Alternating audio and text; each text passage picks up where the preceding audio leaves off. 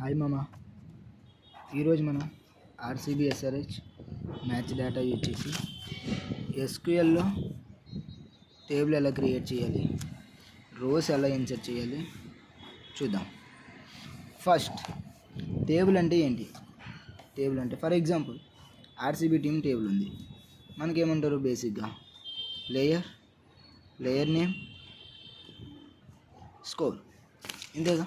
So ఈ player name, స్కోర్ని మనం ఈ టేబుల్లో ఇన్సర్ట్ చేయాలి. అంటే టేబుల్ అంటే రోస్ ప్లస్ కాలమ్స్.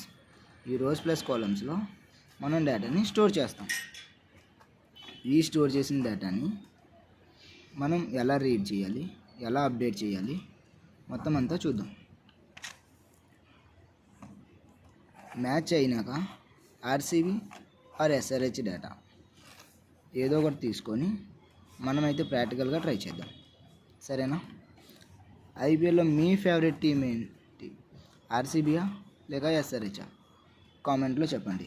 కంటెంట్ నచ్చితే ఫాలో కొట్టు మామ.